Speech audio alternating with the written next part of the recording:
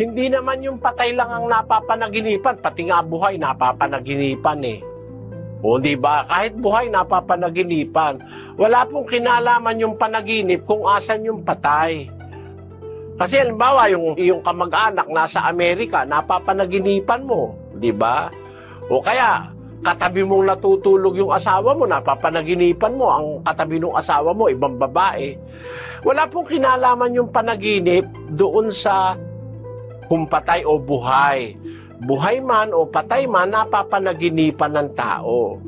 Pero yung pong patay, wala po rito sa mundo. Ang nandito po sa mundo, yung katawang tao. Pero yung kanyang espiritu, nasa kamay ng Diyos yun. Si Diyos ng Job.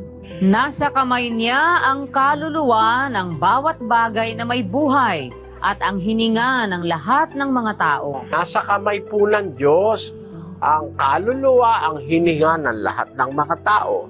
Kay buhay siya, kay patay siya, nasa kamay ng Diyos ang kanyang kaluluwa.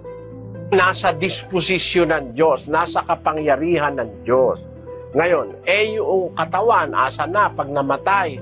12:7 ng Ecclesiastes, ganito po ang nakasulat doon, kapatid.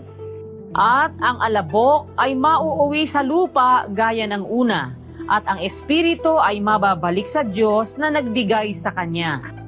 Ang espiritu babalik sa Diyos. Ang lupa, babalik sa lupa. Yun po ang nangyayari. Kaya ang taong patay, ang kanyang kaluluwa, ang kanyang espiritu, nasa kamay ng Diyos. Yun naman kanyang katawan, nasa lupa. Hindi naman siya babalik sa bahay. Hindi naman siya kakatok sa pinto o magpaparamdam. Basahin natin ang Job 7:9. Kung paanong ang ulap ay napapawi at nawawala, gayon siyang bumababa sa libingan ay hindi naaahon pa. Siya'y hindi na babalik pa sa kanyang bahay, ni malalaman pa man niya ang kanyang dako. Tanyo, hindi na babalik sa bahay yun. Kaya sasabihin, bumabalik ka, nagpaparamdam. Hindi po totoo yun, niluloko lang kayo ng mga nagsasabi noon. Hindi po totoo yan, hindi na babalik sa bahay yun. Dahil yung kanyang espiritu, hawak-hawak na ng Diyos eh. Paano makakabalik sa iyo yun? Pag may bumalik, hindi yung espiritu ng kamag-anak mo yun.